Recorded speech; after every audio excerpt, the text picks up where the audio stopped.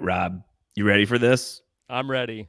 They talk about GOT like nobody else. Whenever they're talking rules, we are overwhelmed. The fact that Kings, Rob, and Josh are back 7 else. Game of Thrones, like Stannis, they're due. They feel like it has been 20,000 years since Game of Thrones ended. It has only been 3 5. of the Falcon rust and get back on the Iron Throne.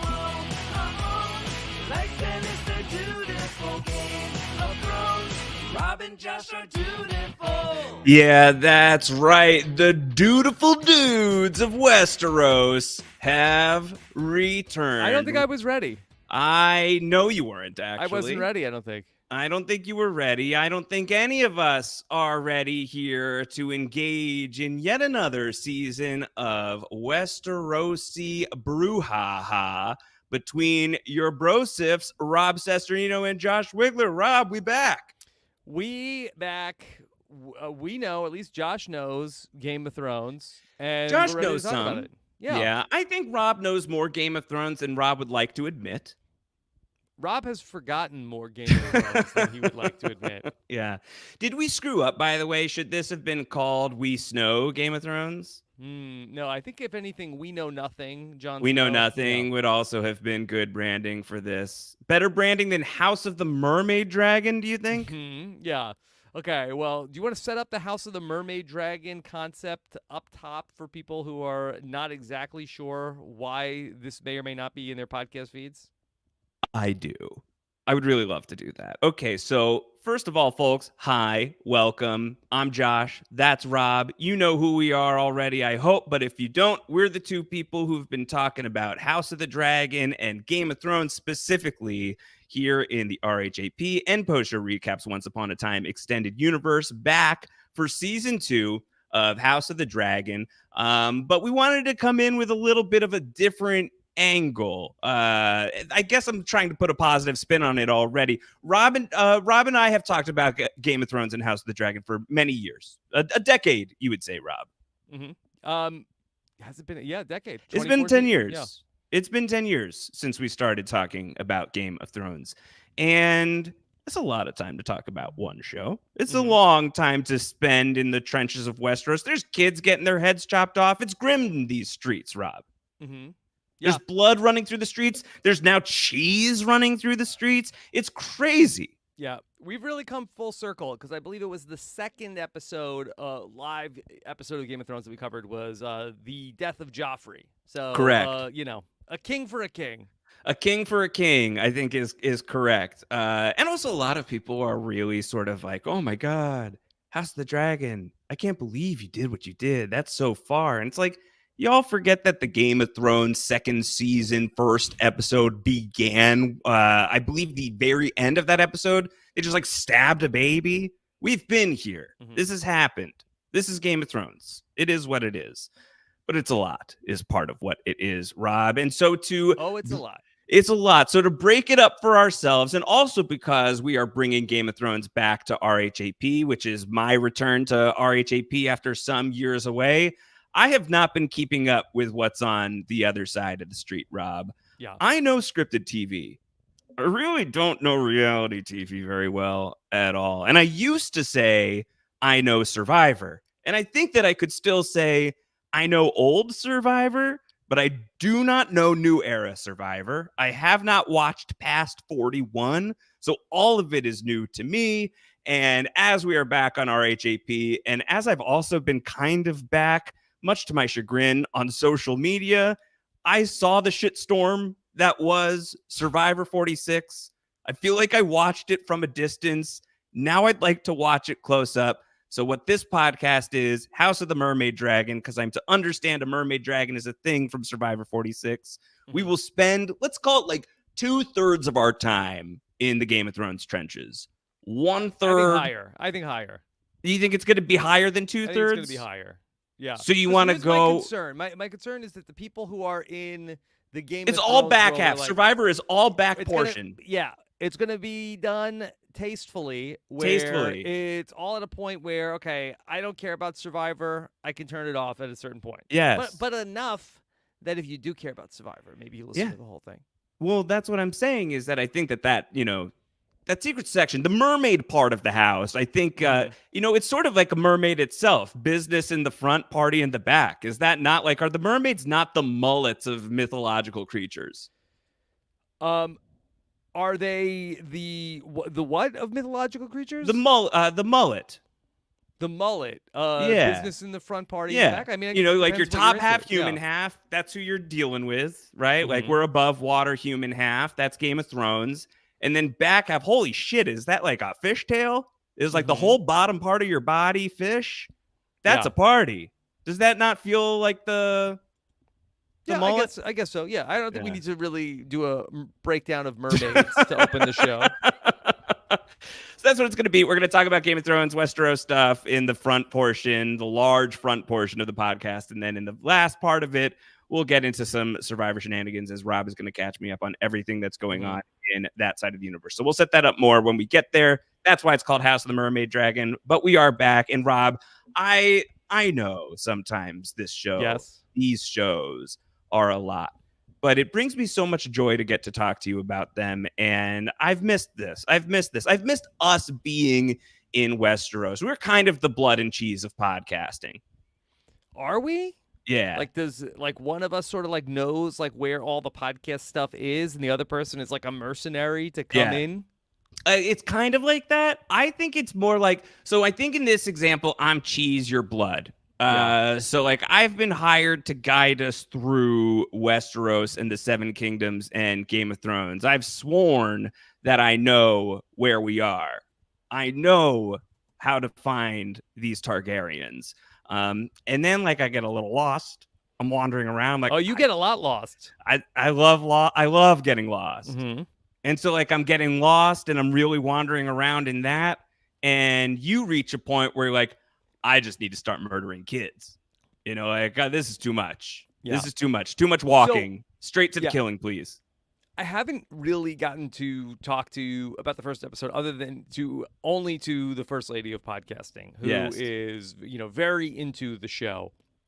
But I feel like I heard so much. I knew one thing that was coming up, that it was going to be, okay, this is, it's the blood and the cheese. That's what's coming up in season 2. You had heard about blood and cheese before season 2. I did. Oh my God, there's something that's going to happen happen in season 2, and it's going to blow your mind. Yeah. And I have to say, I think the expectations of what was going to happen, and I understand it was changed from what it could have been. But ultimately, I was like, that was it? Uh-huh. That was that? That's right. it? Yeah. Yeah, I have an article here from Forbes, Rob, that is called "Here's Why Fans Are Upset About That Brutal House Forbes, of the Dragon." my go-to source for Game of Thrones news. Yes. All my financial reporting and Game of Thrones. Yeah, they tell you the master of coin of websites is Forbes. Yes. They say fans are upset about that brutal House of the Dragon season 2 premiere ending, Rob. Why? And it's not because they killed a kid. It's because they didn't kill the kid hard enough. Mm-hmm. That it's a lot more metal in the book. And I think a part of why people were like, blood this and did cheese, not rock. Blood and cheese. I'm going to get that soon, right? Yeah, what you I said? think so. Yeah. This did not casterly rock. I don't think there's too much to get. This did not casterly rock. It wasn't what was in the book. In the book, it's a lot bloodier. Alicent is there. Everyone's awake. It's a whole thing. And that's what people are upset about. They're not upset about a kid getting killed. They're upset that the kid didn't get killed in a more traumatizing way. Yeah. So I think that's where we are. Are they pulling punches? With House what of are the they Dragon? doing? Are they pulling punches? I mean, this is the thing. I still thought it was really disturbing. I still thought it was I've read Fire and Blood, the book that this is based on. I have experienced The Blood and Cheese as written by George R.R. Martin. It is a troubling passage. It's really, really gratuitous. It could have been that on the show, and that could have been a lot. And instead what they gave us was like a shifting perspective from Blood and Cheese and the crib, and then you're with Helena holding the other kid going towards Alicent. But it's not like you don't hear like Jack Bauer hacksaw stuff. It's, I think, like on an audio level, like I wouldn't dare play it on this podcast because I think it's gross. It was terrible. I just was like, preparing for something that was going to be so crazy. You won't ever believe what they did. Sure. I guess my question is this like, is this a matter of, was Blood and Cheese overhyped? Or are we, as a Game of Thrones viewership / just a greater public, just desensitized? Like, was this just not like, oh, well, we've seen much worse than a kid getting their head cut off on Game of Thrones? Yeah.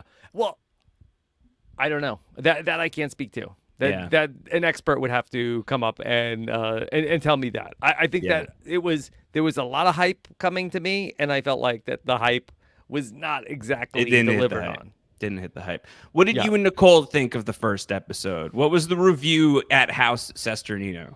I think Nicole was all the way back in. She was very pumped up by the premiere, and I was like, okay, let's see where we go from here. Yeah. I didn't even know that they killed the right kid. Yeah. I was like, did they? Oh, did they get him? Was that the boy or that was the girl? I still didn't know. Yeah, it's the boy. Yeah. No, I got that now. Yeah. It was the one who they were going to... Are you as upset as me that he didn't get the piggyback ride now? I think he should have gotten it. Yeah, that was my favorite part of the episode. Yeah, was the piggyback scene? When they brought the kid to the meeting. Yeah. Bring your child to work day in Westeros. I thought that was fun. That was a human moment. Yeah, that was a human moment, as in like it was tender. You liked it for Aegon. It was tender. Yeah. Rob, I can't help but notice, and people who are not watching the video version, which of course you can on the We Know Scripted YouTube, we are doing this one live. Rob, you are currently wearing a shirt that bears some green. There is green, but is there not also black? There is also black. And so I guess my question is, are you yet prepared to take a team green or team black stance based on one episode of House of the Dragon season 2? So I've been listening to like a lot of the podcasts. I thought that you and Taryn did a great job after the episode of breaking it all down. I know certainly where Taryn stands, but I am not about to come out and declare for either of these houses that I am what you would call in the polling industry a double hater. You're a double hater. I am in the camp of, is this the best we've got? Can you believe that this is what we have to choose from, these two? Yeah. This is it? Bad choices. There's no other option? There is a third person who is going to be vying for the Iron Throne, but a baby dragon has eaten part of his brain. So that's one thing we'll have to deal with. Yeah, Grey Worm, I think it was. Grey Worm ate his brain.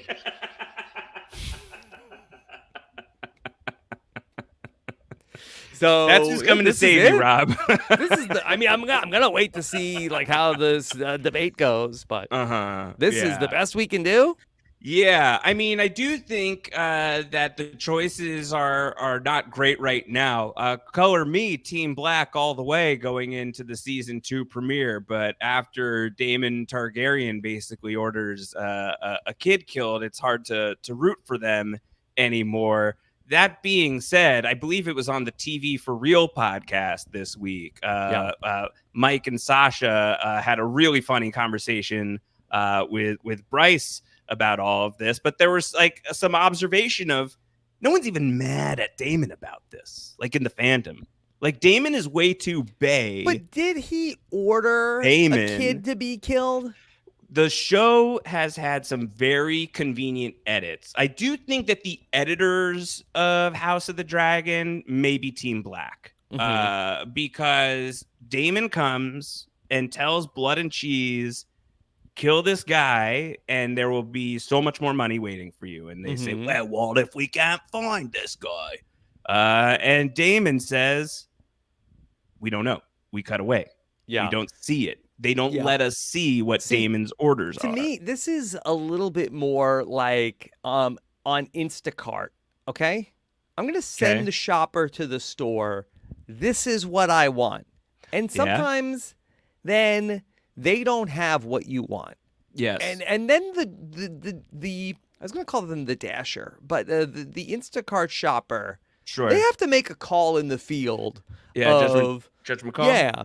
And sometimes maybe you want something that is like a particular brand. They'll get you like another thing of that brand, or they'll get you the store brand. So I don't think this was so much on Daemon. Yeah, but don't you have to like check an option where you're like, if this item is not in stock? You could do that, but sometimes if you didn't do that, then they have to make a call in the field. Okay, well, and sometimes they maybe just refund your money. Maybe they just come back with nothing. Do you think Daemon would have been fine if they just came back with nothing? He would have been like, all right, well, give me my money back, or yeah. Well, considering how he was sort of Daemon didn't Monday leave that morning box quarterbacking. Unchecked. He didn't leave that box unchecked. Is all I'm gonna say. The queen who never was about like you couldn't have done anything different. Like I feel like that he probably would not necessarily react to. Well, we just didn't get anything. We were there. Right. We didn't have what you asked for, so we came back with nothing. Yeah. What do you think Rhaenys thinks of Daemon in that moment where he's like, this is all your fault? And she like kind of shoots him a look. Does she agree, do you think? Or is she like, no, I think none of that from you? It's much more like, oh, this is my fault? This is my fault? Yeah. Yeah. Rich coming from you, Daemon. So I don't know. I feel like after this episode... And I'm nervous because I do think Humpy's out here listening on the live chat. No, I've seen his tweets too. And Humpy's coming really hard at anyone who's Team Green. And I think that there's a lot of rage that's going on just in the fandom right now. A really increasingly bitter feud between the Team Black and Team Green fans, Rob, that I'm afraid to speak my mind. Yeah. Do you think I haven't been following? I don't want to say I'm Twitter. Team Green, like, are the Stan wars really heating up between Team Black and Team Green? HBO is not helping. Max is not helping. They are having fictional families declare sides. Buildings are declaring sides. Yeah, I heard you say on the podcast after the episode that the Roy family has declared. Yes. How did they do that? The Roys have declared for the Greens. Yeah, was it a deep fake? How did they do that? It was a simple social media announcement. Was it a tweet? It was a family portrait. They all posed together in a family portrait, and Max, I believe, or even I believe it was the Succession account.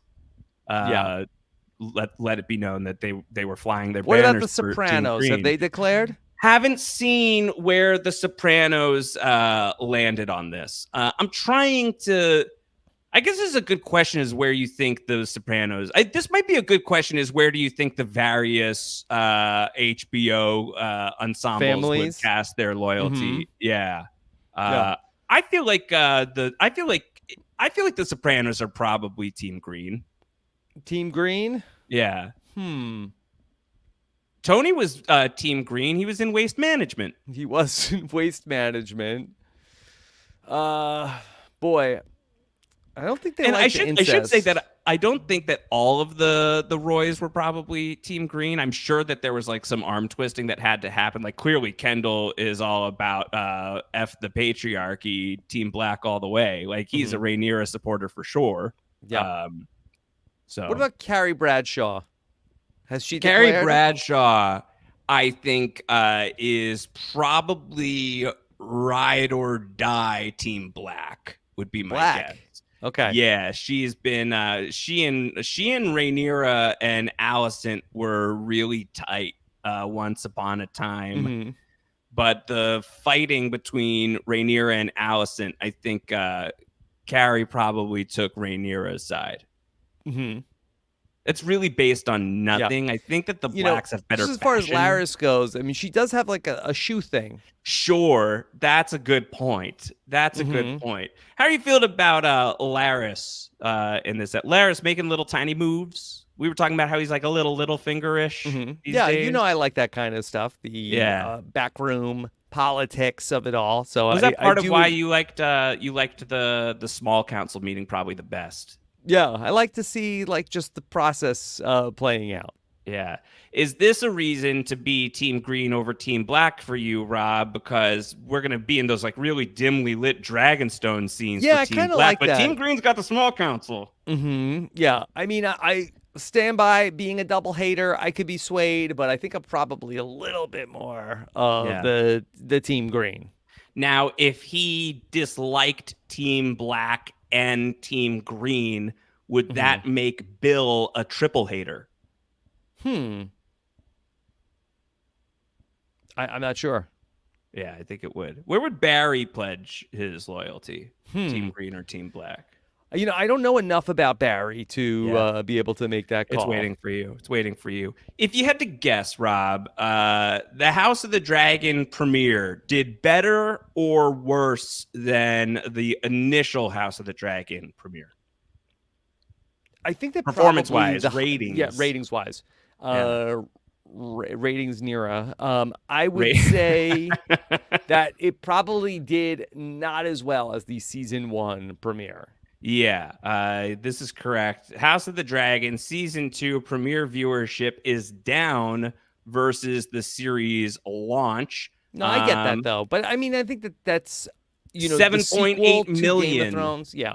Yeah, it's a 10 million right? last time around. Yeah, I think it was like to come back and it's like this is like the sequel to Game of Thrones. Like I wouldn't be surprised if the highest viewed episode of Better Call Saul was the premiere. Whoa. Yeah, well, that makes sense, of course. Yes, absolutely. And I mean, I think like that's often the case that the numbers are always going to slowly go down if you're lucky. But I was mentioning to Taryn the other day that I felt like it felt like a kind of like cold in the lead up to House of the Dragon. It kind of is cold D instead of hot, where people just like weren't talking about it a ton. And then there's that huge marketing push. They've torn apart New York. All of the various corporations. I went to Citi Field and they had their banners up. I think that what they was were happening Team at Black. Citi Field? Citi Field, the Mets are Team Black. Yeah. I wasn't sure if they had just declared or if it was just a sign for House of the Dragon, but I believe it was a black banner. Okay. So it was black sometimes. All over the Empire State this week. And then I felt like on social media, people were starting to get more fired up about Game of Thrones again. But like, does that feel consistent with how the vibe has felt for you? Like, has it felt like people are like really pumped up for the return of Game of Thrones? Or does it feel like now they're pumped up about the return of Game of Thrones? Yeah, I thought people got excited as the week went on, but I do think that was a good rollout. Like, I don't think that there was too much hype coming back in these last couple of months about the return of House of the Dragon. Yeah. Lance is in the chat. Lance says, the righteous gemstones declared for Team Green. Yeah, that makes sense. Yeah. And Russ says, the Empire State Building has had a lot to say recently. Oh, yeah. Which I know a tiny bit about. Mm-hmm. I think that's great. Does the Gemstones declaring Team Green make sense to you? Are you a Gemstones guy? I've watched a little bit. I was a big Eastbound and Down guy. Yeah. Loved Eastbound and Down. You should turn your attention back. I've watched a little bit of Righteous Gemstones. You probably need to watch just a little bit more than you did. You didn't meet one person who I think might really change the equation for you. Mm-hmm. Uncle Baby Billy's a Targaryen is all I have to say on that. What else from House of the Dragon this week was of note to you? Were you like able to keep track of who everyone was from last time around? I feel like the previously on was pretty good. I was struggling a little bit. I little bit. I mean, it's coming back to me, but I'm sure, like, look, I'm going to have like a little bit more of the casual approach to House of the Dragon, probably more so than any of the other podcasters talking about House of the Dragon.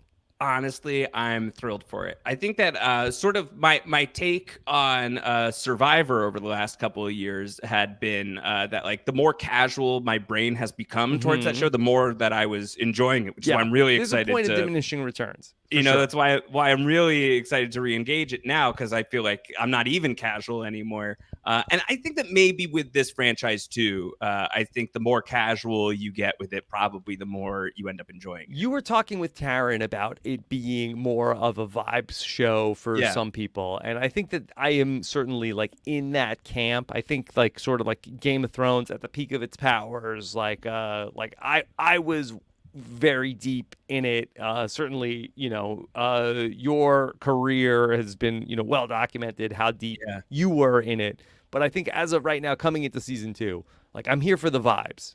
Yeah, here for the vibes. Are you here for the sex? Are you here for the sex, Rob? The hot D, as it were. No comment. We got some of that here in the premiere between Alicent and Sir Criston Cole. Yeah. Are people not shipping them? People don't like them? People really don't like them. Why? Well, because Criston Cole like beat a man's head in a wedding and suffered no consequences for it. And it was a hate crime. I mean, but in fairness, I totally forgot about that. I did not even remember that was the same person. Are you shipping Criston and Alicent? I mean, somebody has to, right? Someone has to. Yeah, I think so. People who didn't like the Criston and Alicent stuff, apparently it could have been a lot raunchier what was going on between those two characters. This is what's making the rounds now. Olivia Cook says she filmed an animalistic sex scene that was cut. She says it was messy as F. It wasn't beautiful. And that was really fun to do.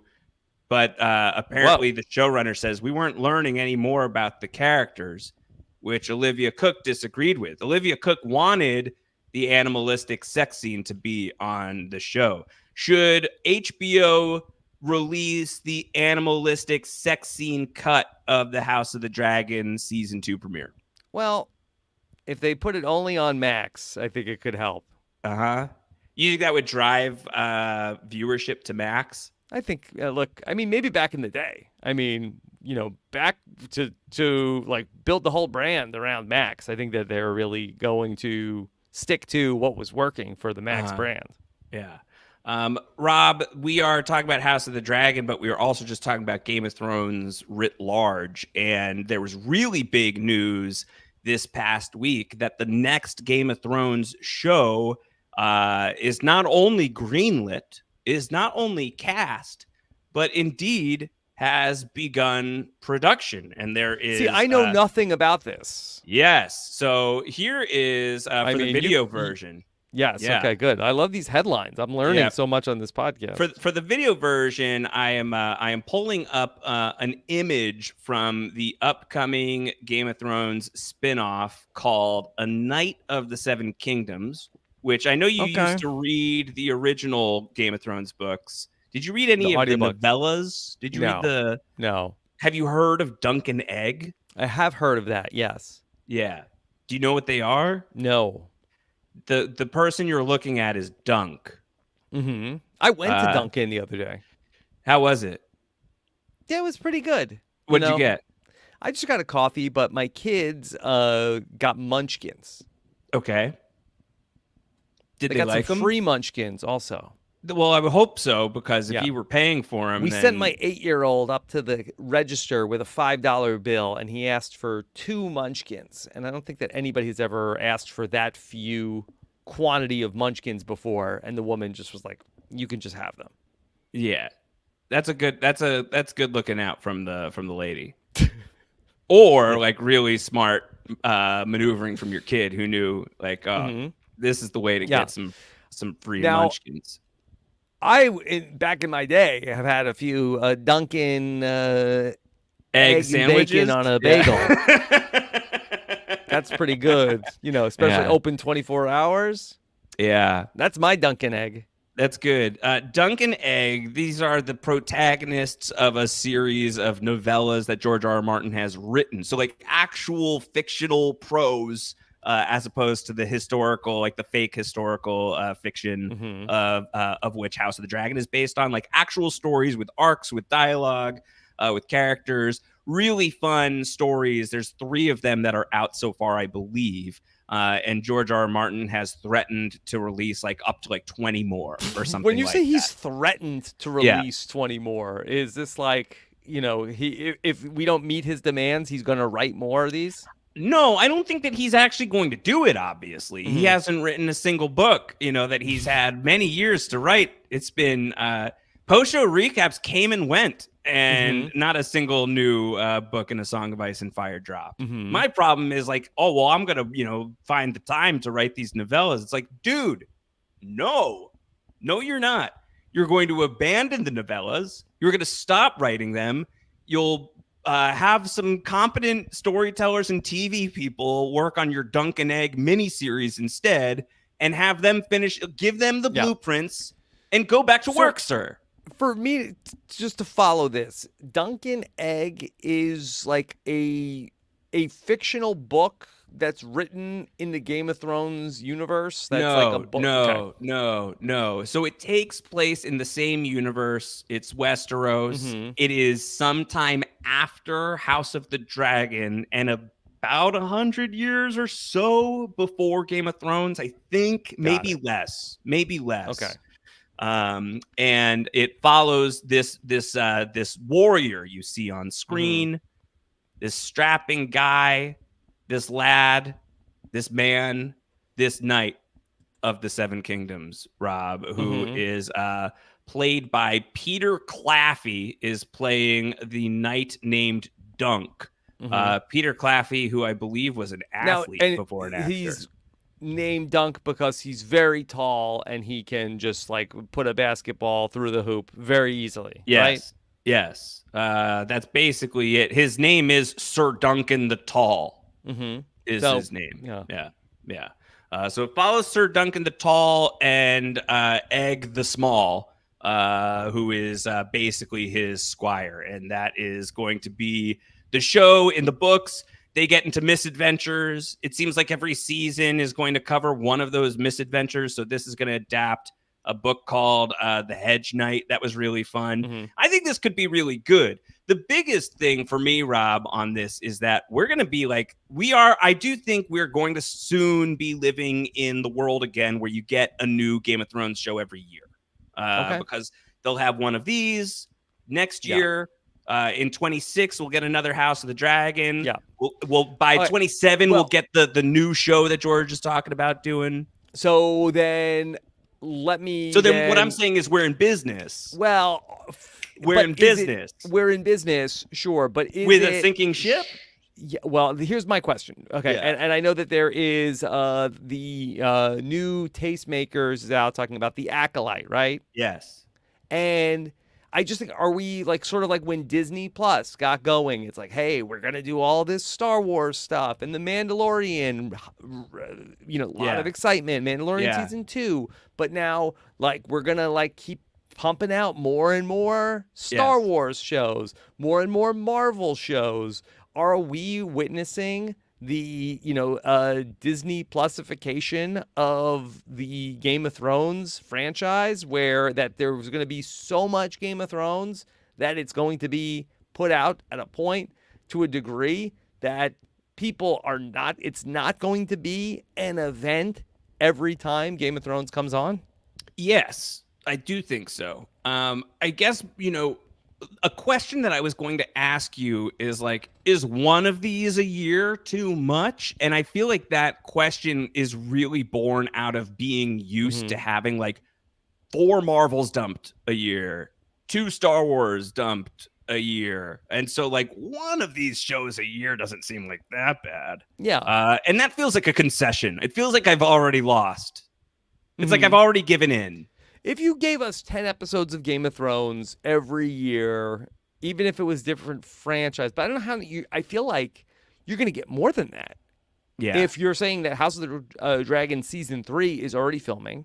It's not. I don't think so. I think it's about, I think it will soon. Yeah. The Night of the Seven Kingdoms is filming. So that'll be ready for next year. Definitely. Assuming a meteor doesn't strike or a strike doesn't strike. Yeah. Okay. So that'll I think be we're ready okay next on the year. strike stuff for a little bit. A little bit. So that'll be next year. And then I think HOTD will return 26. And then I think by 27, if we don't have another A Night of the Seven Kingdoms, I think that they will have had another show that's in the works by then. Mhm. Like, this is sort of what AMC wants to be doing with The Walking Dead right now, is there's a Walking Dead at least once a year right now. Did they The Walking really Dead launched. stop? Yeah. I feel like that The Walking Dead came, and then all the spinoffs happened, and then I feel like now there's nothing. Not right now. Currently Yeah. not. Mainstream Walking Dead is done. Fear the Walking Dead is done. But the Daryl Dixon show is coming in September. The Jeffrey Dean Morgan and Lauren Cohan show is coming back next year. So they're still doing those, but it does feel like maybe it's starting to feel the effects of what Game of Thrones could end up feeling in a couple of years. It's like, all in all, we did too much. Mhm. We did way too much. So I don't know where it's going, but I think it's really interesting. I will just say the saturation piece of it aside, I'm pretty jazzed about what the Night of the Seven Kingdoms show could be. I think if done well, it could be better than House of the Dragon, because it's based on like actual like dialogue and story beats and characters, and like having read that source material, it's classic stuff. And some of like what historically about what Dunk and Egg get into would be really cool to see on screen. And merriment. Hijinks and merriment, with some shenanigans in the middle of those two poles. Because the merriment on House of the Dragon very low. You didn't feel Not a lot merry of at all merriment. watching this?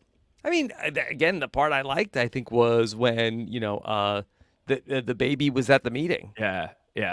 Do you do piggyback rides, or did you do piggyback rides? A lot in the pool. Pool this week for sure. Yeah. And now, am I bad for like King Aegon? Am I coming around on King Aegon?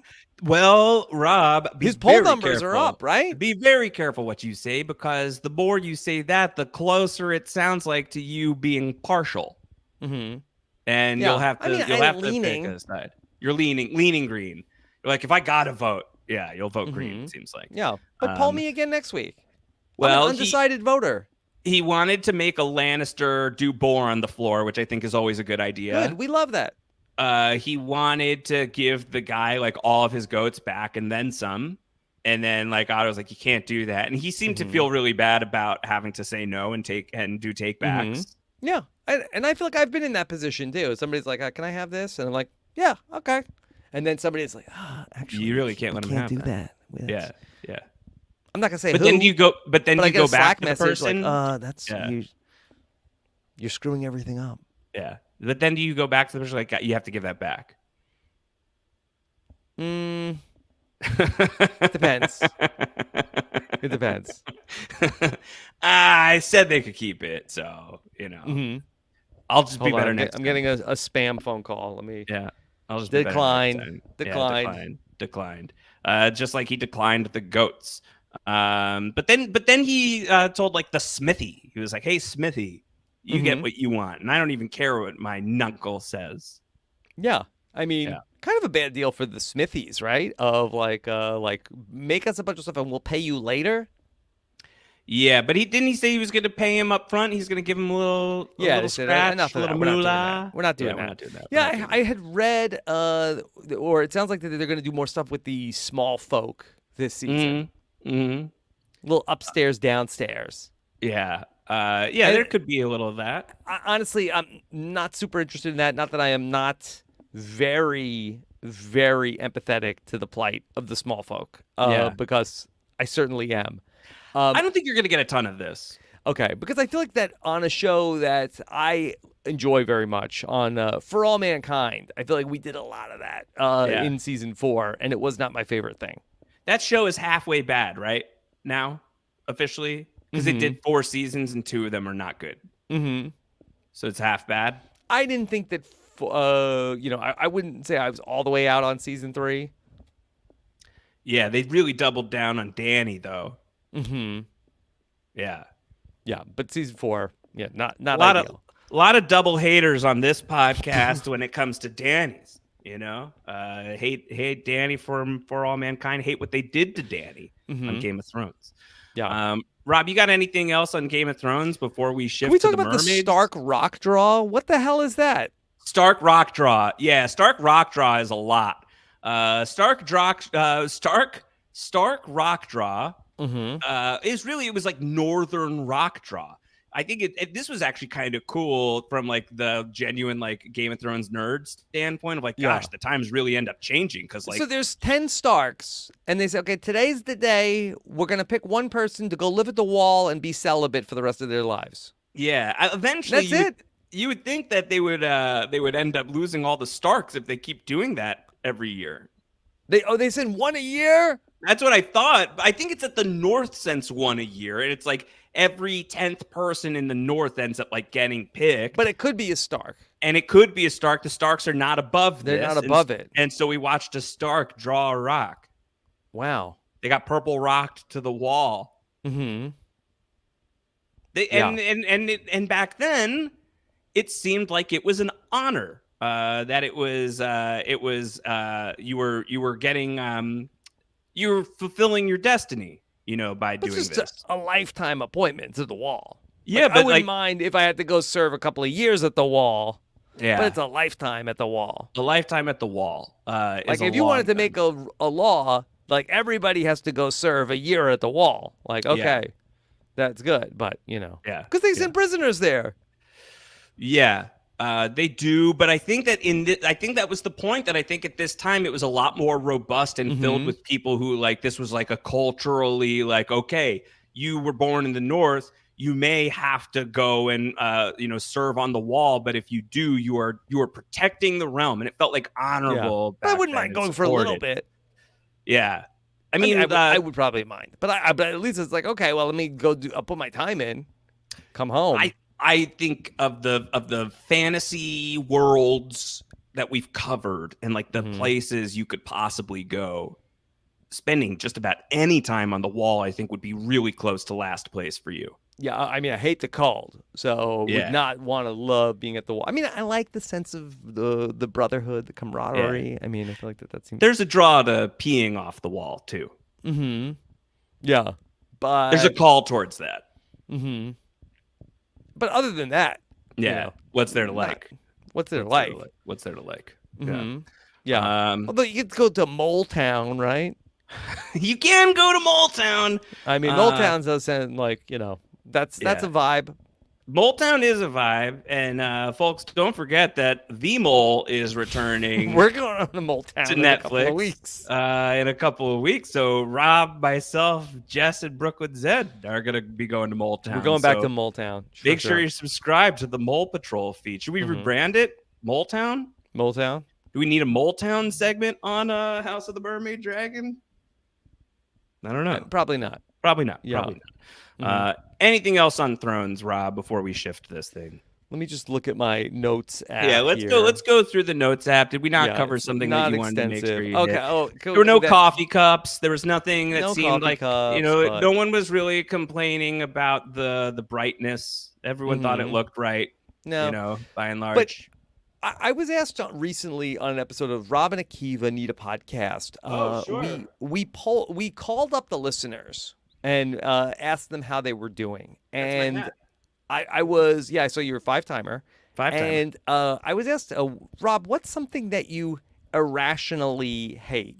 And I said, I don't know if there's anything that I irrationally hate, because everything I hate, there's a good reason for it. I very rationally hate many things, but I couldn't think of anything until I watched this week's House of the Dragon. Yeah. And I watched many shows with the closed captioning on. And you and Taryn were talking about Alan.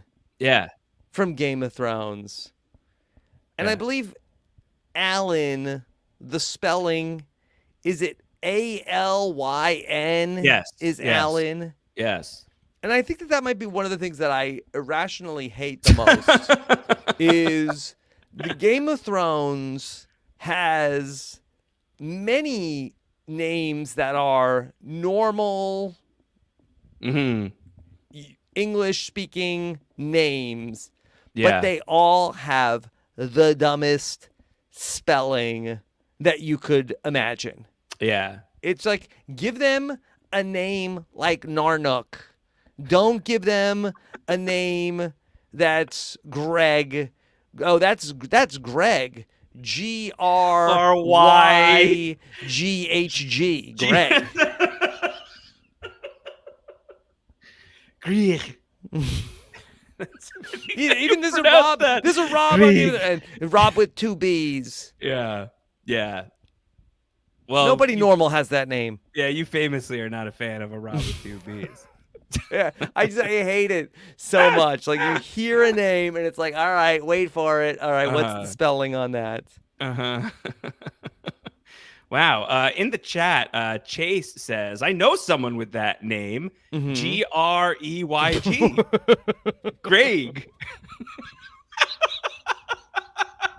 There's so many Y's. If you went on Wheel of Fortune in Westeros, forget RSTNLE. You want like RST. Y. Like, does that count as a vowel? Yeah, B. They really, Y is doing a lot of work as a vowel in Westeros. Y is doing a lot of work in Westeros. Y is doing a lot of work here on House of the Mermaid Dragon, Rob, as I would like to officially segue us into the second portion of this podcast. It's a house of mermaids. It's a house of dragons. Actually, it's both. It is a combo of 2 different shows. On this pod, we talk Thrones, and we also talk Probst with Rob and Josh, your hosts. Okay, Rob, it is amazing. I was going to say that we Dragon. needed an intro. That the Doogie Howser theme music is so deep cut. I don't. Neil Patrick Jaharis. Neil Patrick Jaharis, who is R.I.P.? his child is gone. Neil Patrick Jaharis Jr. is dead. Neil Patrick Jaharis has sworn vengeance and shall get his revenge by playing a little piano ditty. Yeah. That's Neil Patrick Harris spelled NILPAHTRYK.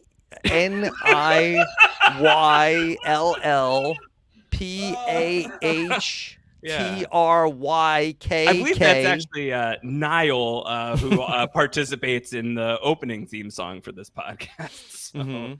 So, we get him as well. All right, House of the Mermaid Dragon. We talk Game of Thrones, but we also talk Probst. And so I, for those who only know me from my Game of Thrones work, I used to cover Survivor as well, both in written capacity, as a journalistic capacity, as well as in wiggle rooming, wand-offing capacity here on RHAP.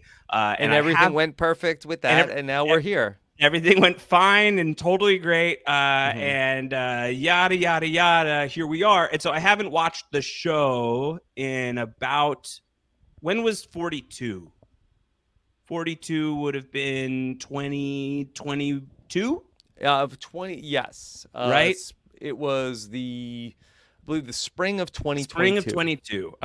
So I haven't watched the show since 41. I never finished 39. I watched 40 with Rob for the Wiggle Room, and we did like a light wiggle rooming of 41. I really don't remember anything that happened basically on either of those seasons. I know what happened generally. And this is where the shoe is on the other foot, and I can fill you in on things. Yeah. So I guess my starting question is, okay, so is 46... Jess, should we bring in some headlines of things going on? Josh, Jeff Probst gave an interview to Variety. I saw this. I'm actually going to pull this up. I got this. I'm on this. Yes. He's already thinking about Survivor 51. Yes. 51. I can't believe this. We're about to watch Survivor 47. Yeah. This is like George R.R. Martin threatening to do 20 books of Dunkin' Egg. He's going to write all the Dunkin' Egg books. Yeah. He's like, Jeff Probst on his Future Survivor, the format change he was told would kill the franchise, already planning for 51. You said I would kill the franchise? All right, bet. Yeah. I'm 10 seasons ahead. Watch me do this. So, it's a Variety. Has Jeff declared for Team Black here? So it's a Variety profile with Sir Jeffrey of House Probst. And it goes into a lot of like state of Survivor stuff.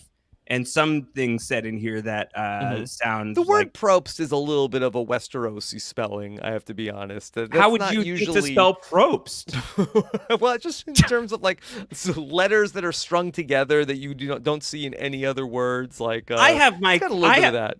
Rob, I have my qualms. I have Yes. my issues with the greater Survivor franchise. I have no issues with the pronunciation of Probst. No, I'm just saying it's some letters that are strung together in an order that It's I actually have not maybe seen. like it's actually maybe like a perfect name because like those letters just do exactly what they're supposed to do. Every last one of them. Every single letter in Probst does its job. You say but them it is all. like a word None that are you would silent. see like in the They jumble, speak and their you mind. unscramble it to be a different word. Yeah, no. If you saw like a combination of like BOTRSP, you flip that into Probst in 5 seconds. That's done for sure. But in this Variety article for the video version, yeah, my man's in all black. So this dude He's been wearing that look a lot in the last couple of years. Yeah. His hair has been really voluminous for the last few years, but he's been like rocking like an all black sort of deal. Yeah. Did he take like the black? Bond Is supervillain. this a Night's Watch Jeff Probst we're looking at right now? Could be. Could be. So I saw this headline pop up. Jeff Probst on his future on Survivor. The format change he was told would kill the franchise and already planning for 51. And I skimmed through it and I felt like Survivor like has been like really in the headlines lately, Rob.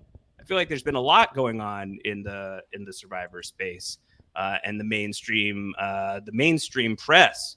New York Magazine covered Survivor recently, right? I did not see that piece. It did not get a great write-up, I believe, from Vulture. But okay. New York Magazine's Vulture. They wrote about Jeff as well. Okay. Vulture is New York Magazine. See, Yes, I'm so they had a what piece an idiot. They were talking about fire, so there's some House of the Dragon crossover. Yeah, I thought there. that was a little extreme. Hit piece. Yeah, a little bit of a hit piece. I didn't love that. Yeah.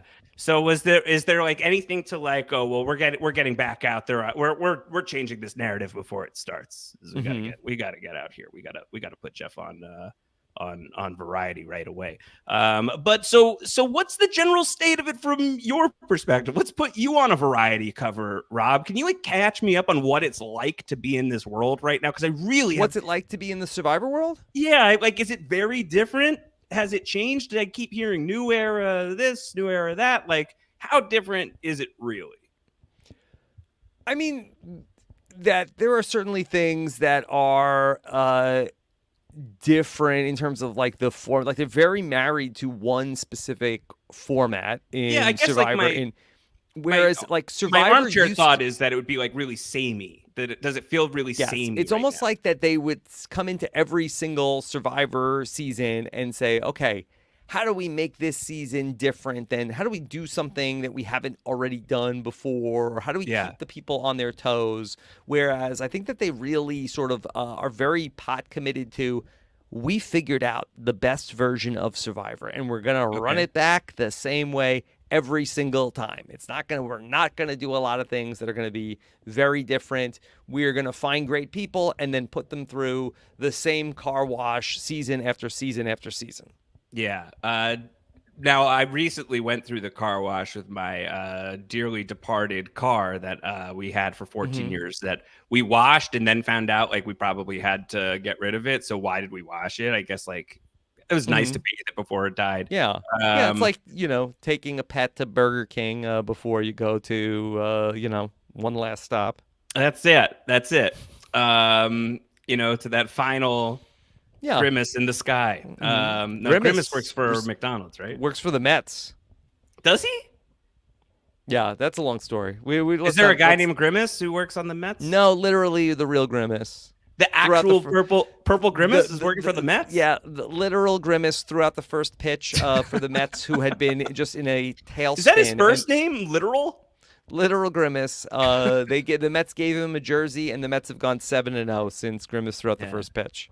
Yeah, literal LYTYRYL.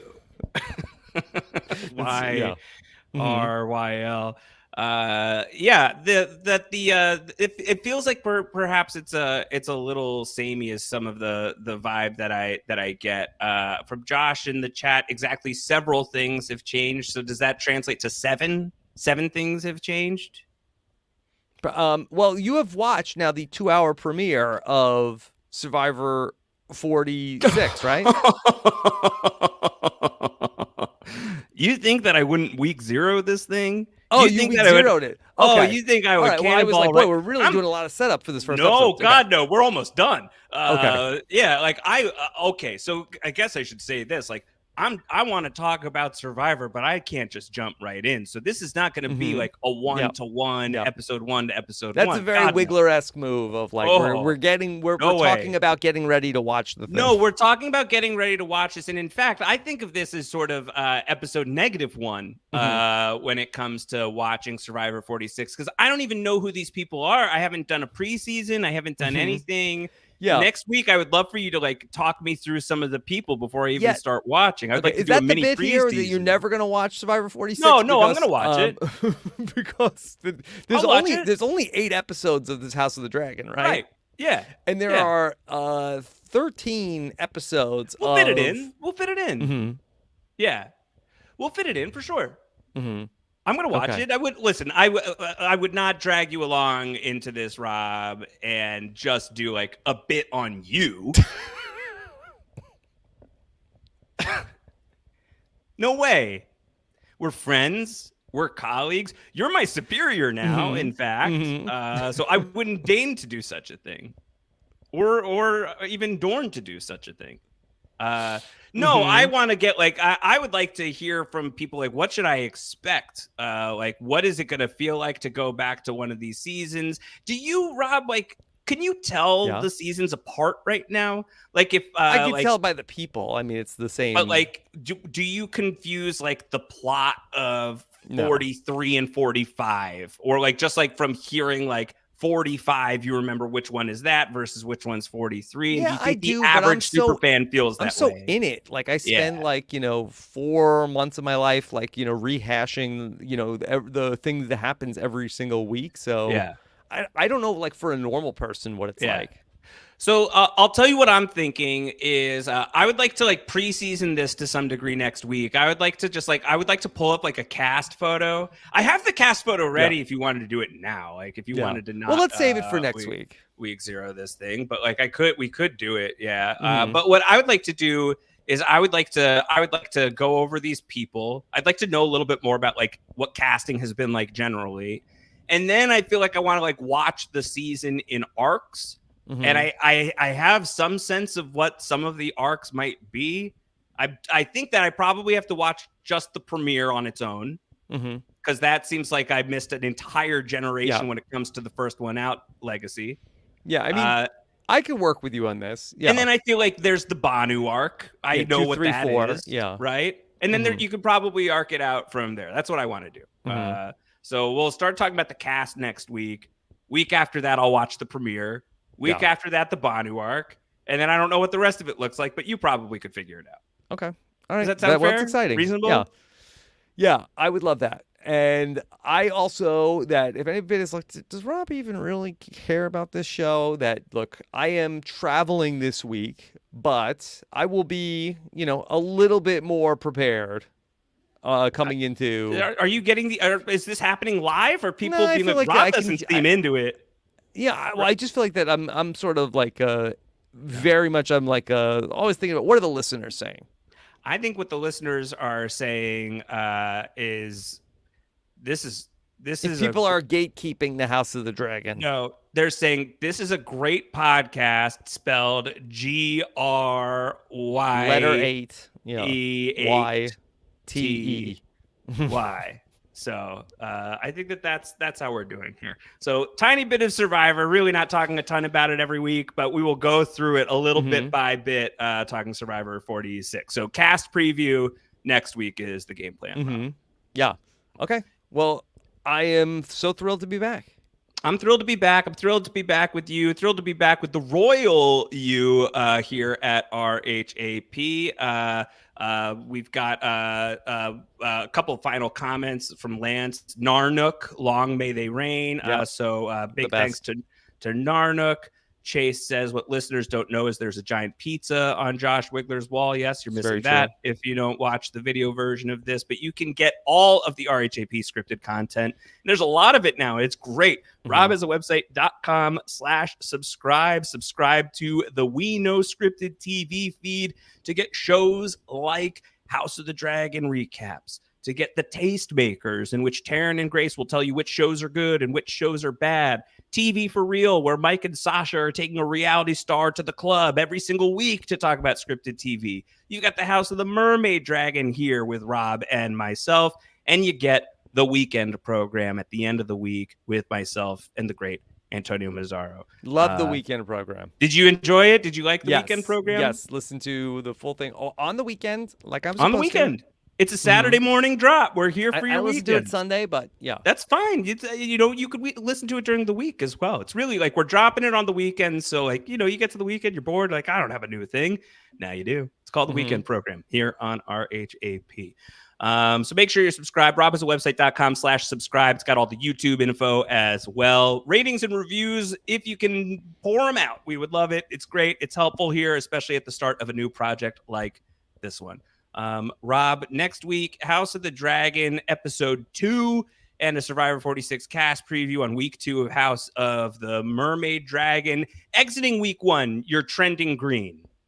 I would like to keep track of this. Yeah. But let's see where we go from here. We'll keep it open.